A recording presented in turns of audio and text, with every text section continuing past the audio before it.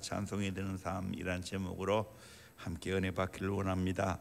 사도 바울은 빌립보 교회 성도들을 향한 뜨거운 사랑의 마음이 있었기에 기도와 감사가 넘쳐났습니다.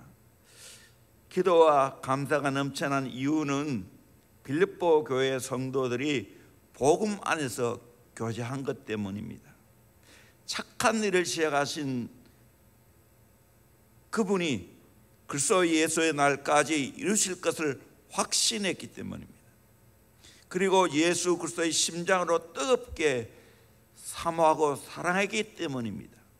그래서 하나님이 내 증인이라고 말씀하고 있습니다. 바울이 빌립보 교회의 성도를 향한 뜨거운 사랑이 있다는 것을 뭘 통해서 알 수 있는가? 기도를 통해서입니다. 오늘 본문은 바울의 기도문입니다. 사랑의 최고의 표현이 뭡니까? 저는 기도라고 생각합니다. 진짜 사랑하면 쉬지 않고 그 사람을 위해서 기도합니다.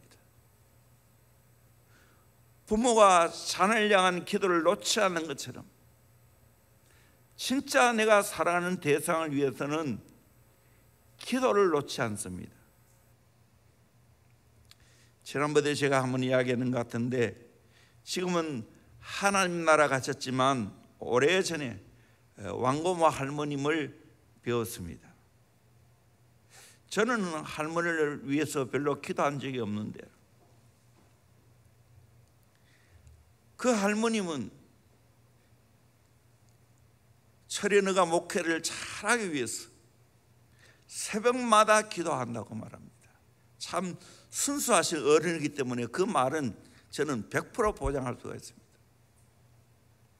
그러면서 하시는 말씀이, 목사는 기도 많이 하고 능력 받아야 돼, 그렇게 저에게 말씀해 주었습니다. 얼마나 감동이 된지 몰랐습니다. 정말 다른 사람을 위해서 중보한다는 것, 사랑의 표현입니다. 저도 교회를 위해서 자나깨나 기도하지요. 또 여러분 또 부족하지만 저를 위해서 기도를 많이 해줘야 됩니다. 저는 기도에 빛을 지고 있습니다. 또 더 정말 간절한 마음으로 기도를 요청받고 싶습니다. 왜? 내 힘으로는 목회할 수 없기 때문입니다. 주의 은혜가 없이는 감당할 수 없기 때문입니다. 바울은 누구보다도 이 기도의 능력을 알고 있습니다. 그래서 에베소서를 쓸 때는 3번이나 기도문을 적는 것을 보게 됩니다.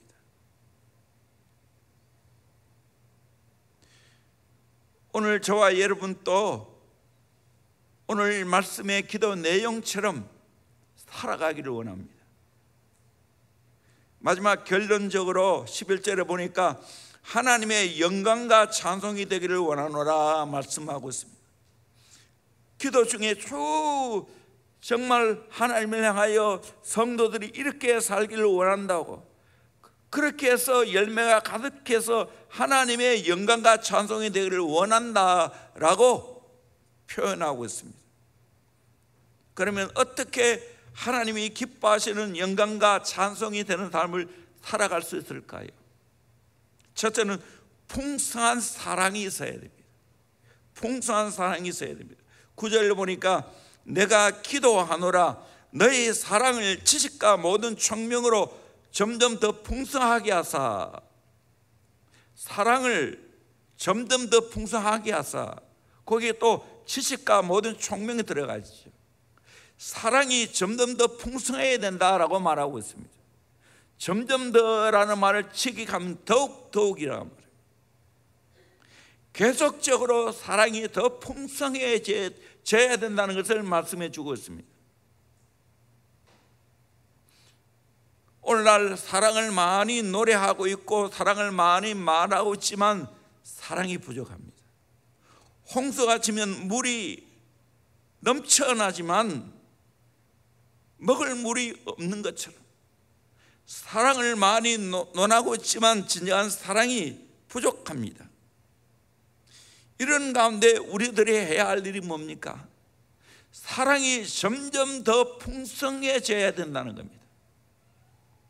부부 사이의 사랑도, 친구 사이의 사랑도, 목회자와 성도의 사랑도, 성도 간의 성도의 사랑도 더 풍성해져야 됩니다. 어떻게 사랑해야 됩니까? 두 가지 전제를 붙였습니다. 지식과 총명으로 사랑이 더 풍성해 가야 된다라고 말하고 있습니다. 지식은 일반적인 지식을 말합니다. 총명은 일반적인 지식을 실제에 적용하는 것을 가리킵니다. 좀 더 나눠 생각하면 우리는 지식으로 사랑이 풍성해져 가야 됩니다. 너의 사랑을 지식가라고 말해요. 지식이라는 이 말은 에피그노시스라는 말인데 충만한 지식을 가리킵니다. 진보된 지식을 가리킵니다. 풀 나리지라고 되어 있습니다. 특수 단어입니다. 단순한 세상의 지식을 말하지 않습니다. 하나님에 대한 지식, 신령한 지식, 성경적 지식을 말합니다. 사랑을 하되 이런 신령한 지식으로 사랑해야 한다는 겁니다. 부모들이 자식을 사랑하기 좋은데 신령한 지식, 하나님에 대한 지식, 성경에 대한 지식이 부족하기 때문에 자식을 망치는 경우가 많습니다. 맹목적인 사랑이 결국 마마보이로 만들지 않습니까? 지식이 없는 사랑만큼 위험한 것이 없습니다. 이런 사랑은 사랑이 많으면 많을수록 더 사람을 망쳐 놓습니다. 이런 말이 있습니다. 군 훈련소에 훈련을 마친 아들에게 면회를 갔습니다. 제식 훈련하면서 발을 서로 맞추어 행진하는데 아들이 발을 제대로 못 맞추고 자꾸만 틀립니다. 그런데 아버지가 하는 말이 무엇인지 아십니까? 자식들 발도 제대로 못 맞추는 것들이 자기 아들 빼고 모든 자식들 발도 제대로 못 맞추고,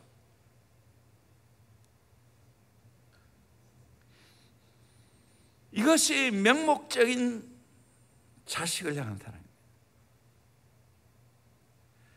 저는 목회하면서 다음 세대 교육하면서 참 사람들이 객관적인 지식적인 사랑을 못한다, 이런 생각이 들 때가 참 많습니다. 그래서 참 교육하기 어렵습니다. 사랑이 객관화가 돼야 되고 사랑이 지식으로 통해야 되는데 그 맹목적인 사랑 때문에 자기 자녀는 옳고 다른 사람은 틀렸다는 거예요.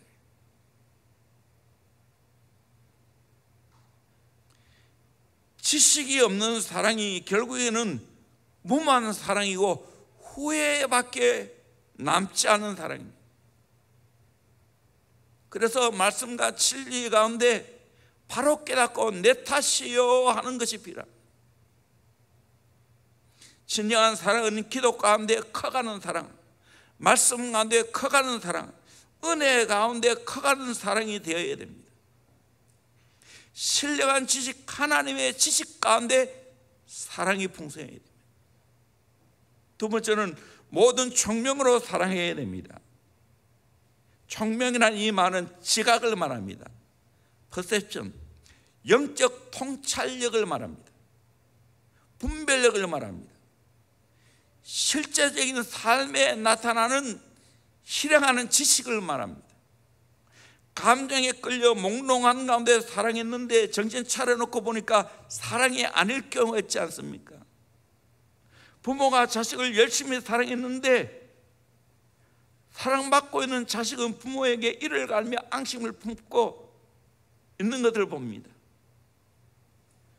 부모가 총명이 없는 무분별한 사랑을 했기 때문입니다. 사랑해야 되지만 지식과 총명으로 통제받으면서 사랑해야 합니다. 지식은 메마르고 찹니다. 지식 없는 사랑은 명목적입니다.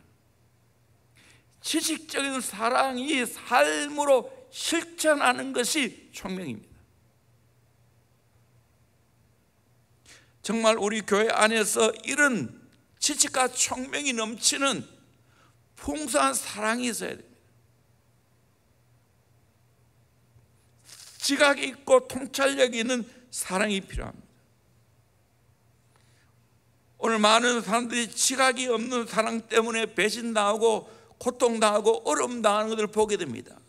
자기 자신도 쏟고 많은 사람이 쏟고 아픈 관계가 지속되는 것을 봅니다. 이런 이야기가 있습니다. 사내의 세 사람이 갑자기 죽어서 하늘나라 출입문 정문에 서게 되었습니다. 그런데 천사가 사과를 합니다. 아주 더 살 수 있는 수명이 있는데 잘못 불러서 오게 되었더니 다시 지상에 내려가 남은 연을 쉬고 오라고 했습니다. 그러면서 우리가 실수했으니까 한 가지씩 소원을 들어주겠다고 제안을 했습니다. 첫 번째 사내가 소원을 말했습니다. 권력을 주세요. 둘째 사내도 소원을 말합니다. 재물을 주세요. 세 번째 사내가 말할 차례가 되었는데 진지하게 물었습니다. 정말 무슨 소원인지 들어주는 겁니까? 천사가 언짢은 소리로 나를 뭐로 아느냐? 소원한 대로 준다고. 그래서 이 사나이는 나에게 현숙한 여인을 주세요. 현숙한 여인은 어떤 사람이냐? 성경을 인용하면서 현숙한 여인상을 말했습니다. 현숙한 여인은 일평생 남편에게 선을 행하고 남편을 존경하게 하고 부지런하게 살림을 잘하고 아이들 잘 키우고 이웃관계도 좋고 언제나 강인하고 성실하고 매사에 열심히 있는 여자입니다. 천사가 그 정도 하면 되겠느냐? 사내는 욕심이 더 생겼습니다. 현숙한 여인은 자기 침실을 아름답게 꾸미며 어느 옷을 입어도 품위가 있고 매력적이고 모든 사람들로부터 칭찬과 사랑을 받는 그런 여인입니다. 한참 귀를 기울여 듣고 있던 천사가 서서히 고개를 저으며 가뚱거렸습니다. 사내는 말했습니다. 아니 그러면 안 된다는 말입니까? 하고 따져들자 천사가 이렇게 말했습니다. 야, 이 녀석아, 그런 여자가 있었으면 내가 데리고 살지 나한테 주겠냐? 물론 풍자적인 이야기입니다. 이 말은 무슨 말입니까? 세상에는 완벽한 사람이 없다는 거예요. 그렇기 때문에 우리는 더욱 지식과 총명이 넘쳐나는 사랑을 키워가야 됩니다. 저도 이 목회를 오래 보고 또 아내하고 오랫동안 살면서 젊은 시절 지식과 총명이 없는 사랑을 많이 했구나. 그래서 피차 아팠구나. 더 지식과 총명 있는 사랑을 해야 되겠구나 많이 깨닫습니다.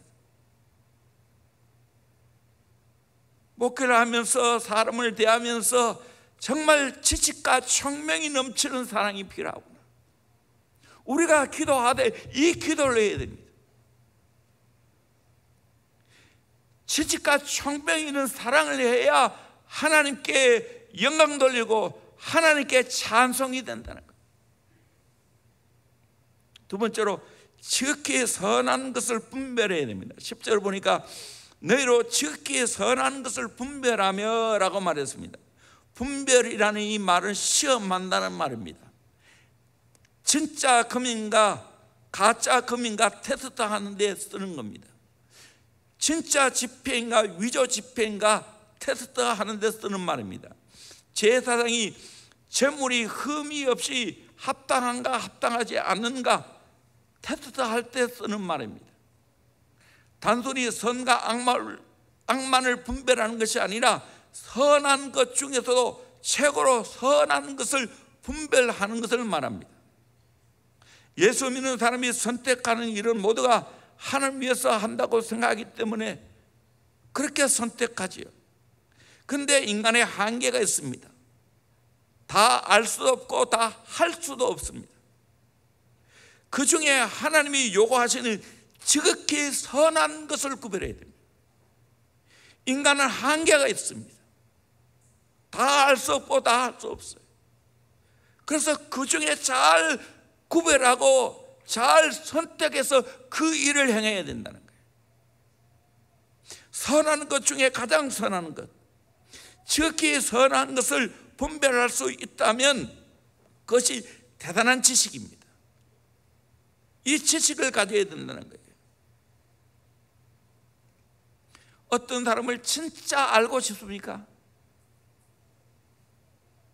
그 사람에 대해서 진짜 알고 싶습니까? 사랑하세요. 사랑하지 않고는 진짜 그 사람을 알 수가 없습니다. 내 남편을 진짜 알기를 원합니까? 내 아내를 진짜 알기를 원합니까? 사랑하세요. 사랑해야 진짜 그 사람을 알 수가 있습니다.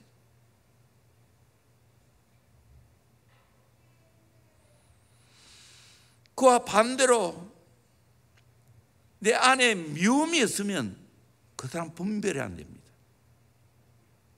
올바르게 판단할 수가 없습니다. 미워하고 시기하면 총명도 분별도 다 잃어버리고 맙니다. 지극히 선한 것을 분별하기 위해서는 사랑해야 돼요. 바울은 이것을 알았기에 성도를 향해서 지극히 선한 것을 분별할 수 있는 사랑을 달라고 기도하고 있습니다.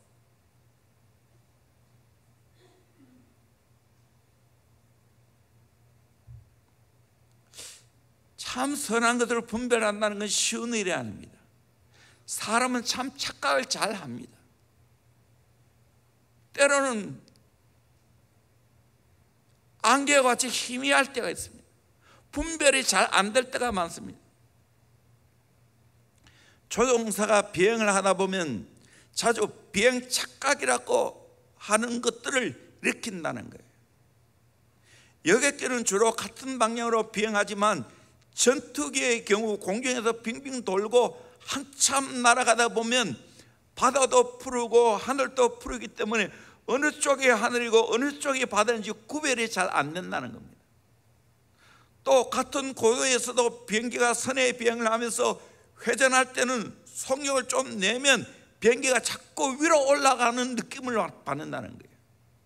속도를 좀 줄이면 비행기가 아래로 떨어지는 기분을 느낀다는 거예요. 사실은 고도가 똑같은데, 그래서 비행기를 조종할 때 조종사의 감각과 비행기의 계기판이 같다면 계기판이 필요 없습니다. 왜 계기판을 앞에 달아놓았을까요? 비행 착각을 할 수 있기 때문이라는 거예요. 그래서 조종사는 절대로 자기의 감각을 믿으면 안 된다는 거예요. 감각을 믿지 않고 그 비행기의 계기판을 믿어야 된다는 거예요.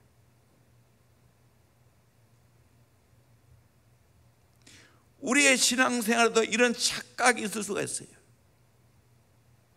실제로 비행기 같은 고도에서 비행을 하고 있어도 조종사가 비행 착각에 빠지면 다르게 느끼는 것처럼 신앙생활도 하나님 말씀과 자기 생각이 분명히 다른데도 말씀보다는 자기 생각이나 감정을 먼저 내가 믿게 된다는 거예요. 신앙 착각을 일으킬 수 있다는 거예요. 비행 착각을 일으키지 않으려면 계기판을 봐야 되는 것처럼 우리의 신앙이 착각하지 않고 어떤 사람을 판단할 때 착각하지 않으려면 어떻게 해야 됩니까? 말씀에 비춰봐야 돼요. 내 감정을 따라가는 것이 아니라 말씀을 보고 따라가야 된다.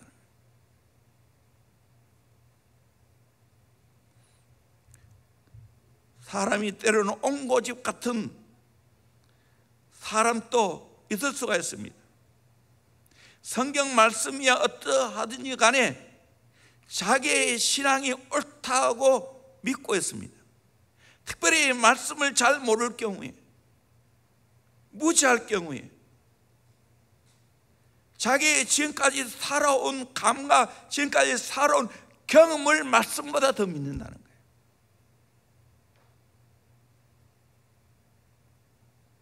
그러기에 우리는 어떻게 해야 되는가? 말씀을 배워야 하는 거예요. 끊임없이 말씀으로 내 삶을 점검받아야 되는 거예요. 그래서 내 감정이나 내 체험을 앞세우면 안 된다는 거예요. 그래서 이사야 선지자는 여호와의 말씀은, 하나님의 생각은 내 생각과 하늘과 땅 차이라고 말하고 있습니다. 분별이 뭡니까? 하나님의 뜻을 말씀 가운데 구별해내는 겁니다. 참 우리에게는 분별력이 필요합니다. 사람을 보는 분별력, 어떤 상을 보는 분별력, 이게 절대적으로 필요합니다. 절대적으로 우리의 기준은 하나님 말씀이어야 합니다.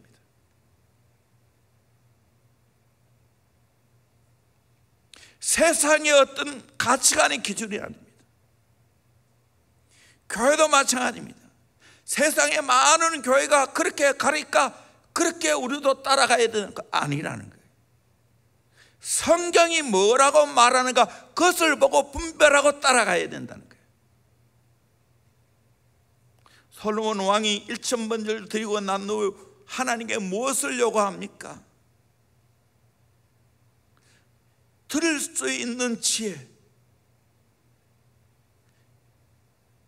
사람을 잘 판단할 수 있는 지혜를 달라고 기도하겠습니다. 분별할 수 있는 지혜를 달라고 기도하고 있습니다. 왜 제자 훈련합니까? 왜 성경 공부합니까? 왜 기도합니까? 이유는 분별을 할 수 있는 능력을 키우기 위해서.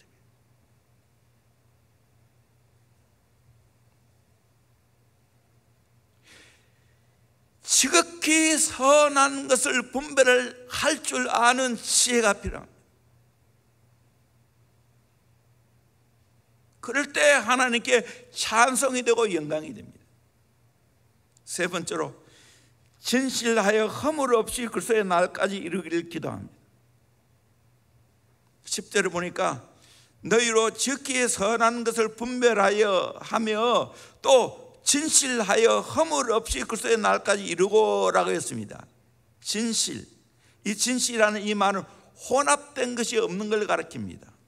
더러움이 없는 순수함을 가리킵니다. 왁스 칠하지 않은 것을 가리킵니다. without wax,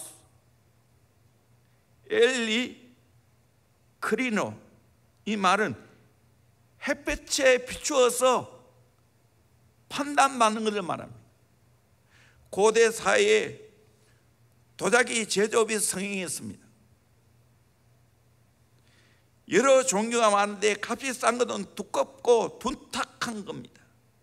비싼 것은 얇고 청명한 색깔을 띤 겁니다. 값이 비싼 것은 깨어지기가 쉽습니다. 고열로 굽게 되면 금이 잘 갑니다. 그러면 폐기 처분해야 되는데 정직하지 못한 사람은 왁스를 사용해서 금이 간 것을 떼우고 그 위에 유약을 칠합니다. 그러면 겉으로 보기에는 구별하기가 힘듭니다. 이것을 구별할 수 있는 방법이 있습니다. 햇빛에 나가서 햇빛을 보고 쫙 비춰보면 왁스 칠했다는 것이, 금이 갔다는 것이 분별이 된다는 거예요. 선 테스트. 태양빛에 비춰봐도 흠이 없는 것이 진실한 겁니다.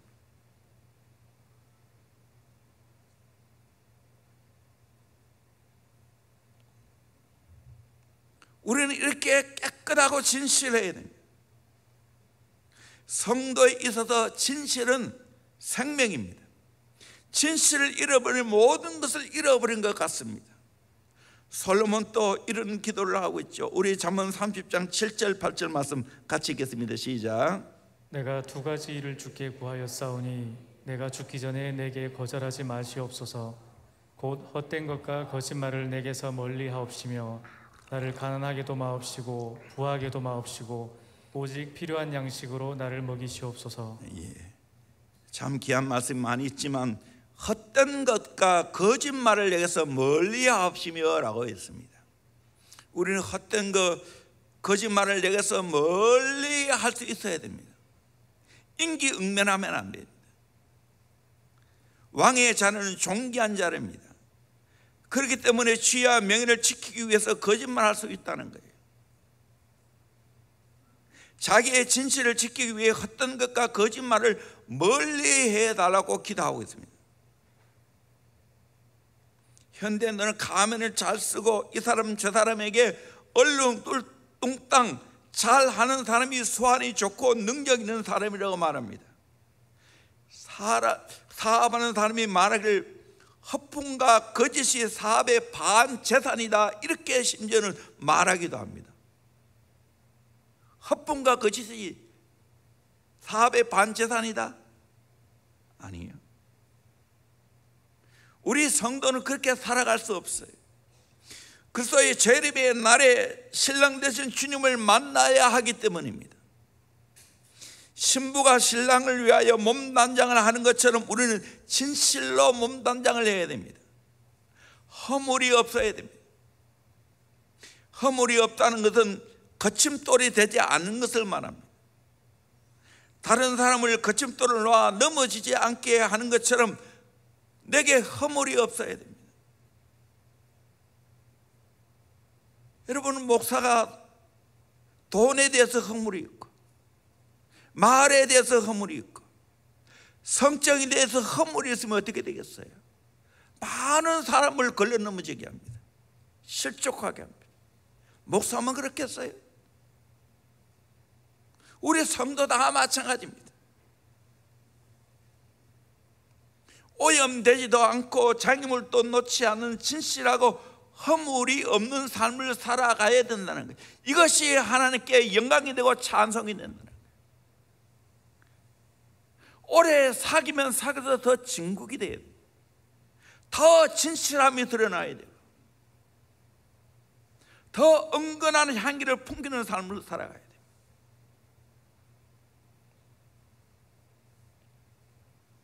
오래 사귀면 사귀어서 빛이 나야 됩니다.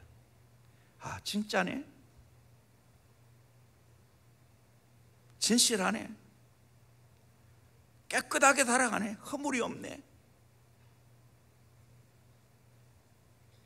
이것이 하나님께 영광이 되고 찬송이 된다는 거예요. 마지막으로 의의 열매가 가득해야 됩니다. 11절에 보니까 예수 그리스도로 말미암아 의의 열매가 가득하여라고 말했습니다. 그래서 하나님께 영광과 찬송이 되기를 원하노라 말씀하고 있습니다. 가을이 되면 모든 나무가 춥군이 기다리는 열매가 맺혀야 하는 것처럼 주의 재림 때 우리의 삶의 열매가 맺혀야 됩니다. 의의 열매라는 것은 의가 만들어내는 열매라는 말입니다. 이것은 내적인 열매라기보다는 우리의 생활 가운데 나타나는 외적인 열매를 말합니다. 의의 열매는 나 혼자 맺을 수가 없습니다. 예수 그리스도로 말미암아 의의 열매가 맺히는 겁니다. 예수가 빠지면 의의 열매를 맺을 수가 없어요. 신랑 없이 신부 혼자 아이를 낳을 수 없는 것처럼 우리의 영적인 남편이신 예수 그리스도 없이 의의 열매를 맺을 수가 없습니다. 예수와 상관없는 의는 없습니다. 영적으로 구원받지 못한 사람들의 의는 아무리 선을 행해도 그 선은 하나님을 만족할 수가 없습니다. 예를 들어 한 어린아이가 엄마가 사다 준 새 옷을 입고 밖에 나가 놀다가 진흙탕에 빠졌습니다. 이 아이가 엄마에게 혼이 나지 않기 위해서 깨를 내어 열심히 피아노 치고 열심히 숙제하고 열심히 어린 동생을 돌봐줍니다. 엄마가 와서 어떻게 보겠습니까? 오히려 더 꾸중할 겁니다. 더러운 것을 짓지 않고 벗지 않고 피아노 치고 숙제하고 어린 동생을 돌보았기 때문에 그 진흙이 피아노에도 묻고 숙제장에도 묻고 어린 동생에게도 묻고 엉망이 되어버렸습니다. 가장 먼저 해야 될 것들은 뭡니까? 목욕탕에 가서 옷을 벗고 씻는 겁니다. 예수 믿지 않은 사람은 씻지 않고 일을 하는 것과 똑같습니다. 의의 열매를 맺을 수가 없습니다. 예수 그리스도로 말미암아 의의 열매를 맺습니다.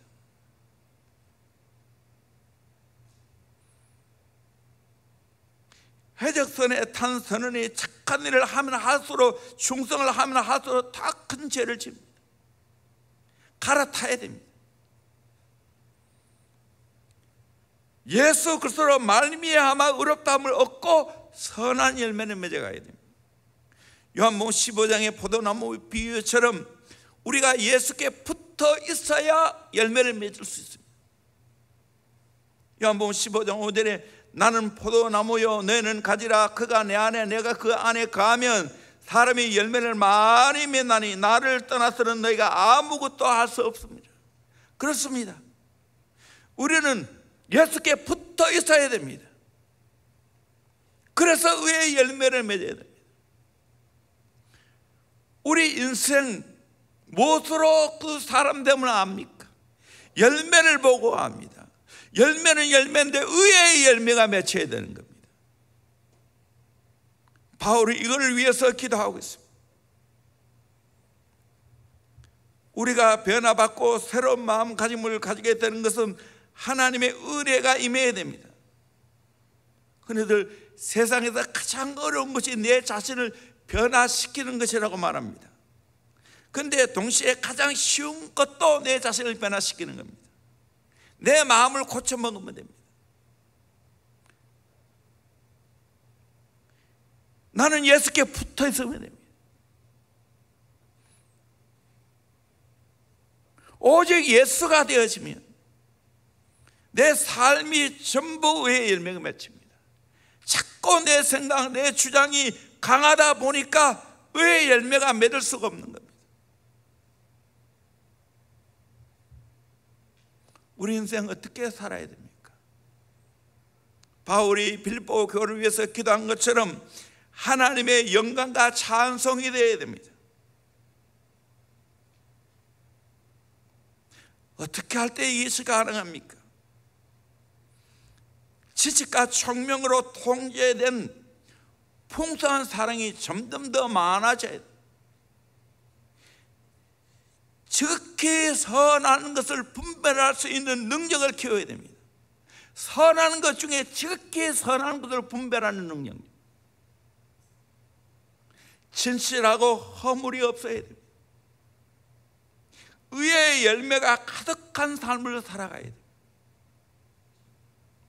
마태복음 5장 16절 말씀 같이 읽죠. 시작. 이같이 너희 빛이 사람 앞에 비치게 하여 그들로 너희 착한 행실을 보고 하늘에 계신 너희 아버지께 영광을 돌리게 하라. 아멘. 여러분, 내가 하나님 앞에 착한 행실을 통해서 하늘에 계신 아버지가 영광을 받으셔야 될 줄로 믿습니다. 우리 그리스도인은 그렇게 살아갈 수 있어요. 바울은 빌립보 교회 성도를 향해서 이 기도를 하고 있습니다. 오늘 저와 여러분의 기도도 내 삶이 하나님께 영광이 되고 찬송이 되어야 됩니다. 그러려면 어떻게 해야 됩니까? 지식과 총명으로 컨트롤된 풍성한 사랑이 있어야 돼요. 세상 살아가면서 많이 좋은 일 많이 있지만 그 중에 지극히 선한 것을 분별하고 살아가야 돼요. 우리 인간은 다 할 수 없어요. 다 알 수도 없고요. 그래서 그 중에 지극히 선한 것을 분별하여 선택해서 살아가야 돼요. 여러분, 점점 나이가 들면 더 지극히 선한 것을 분별해야 됩니다. 할 수 있는 것이 제한됩니다. 내 능력이 제한됩니다. 그런데 분명히 나이가 들면 경험이 있고 나이가 들면 정말 그 중에 딱 하나 좋은 것 선택할 수 있는 지혜와 능력을 갖춰야 돼요. 떠벌리면 안 됩니다. 저는 오직 대형교회입니다. 다른 건 다 부수적이에요. 그건 해도 되고 안 해도 되는 거예요.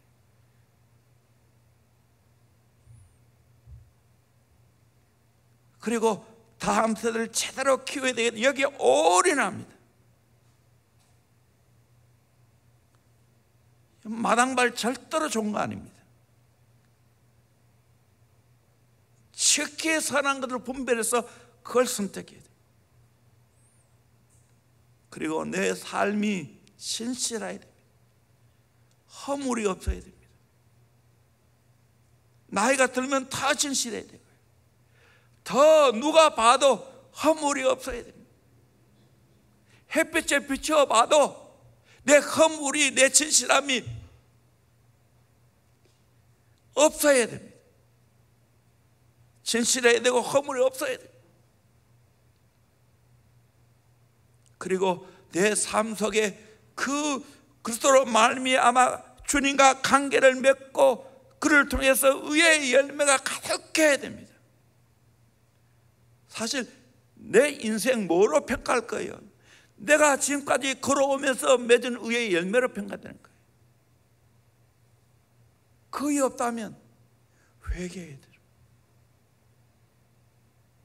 오늘 이 말씀을 기억하면서 바울이 빌립보 교회 성도들에게 하는 말씀인데, 오늘 대형교회 우리 하나님 아버지가 주신 말씀인 줄로 믿습니다. 그래서 이 말씀대로 살아가서 하나님께 크게 영광을 돌리고 찬송이 되는 멋있는 삶을 저와 여러분이 살아갈 수 있기를 주의 이름으로 축원합니다. 예수님을 통해서 이 놀라운 열매들이 맺히는 겁니다. 찬양하겠습니다. 나무가도 주님을 바꾸지 않은 찬양팀 다 불렀어요.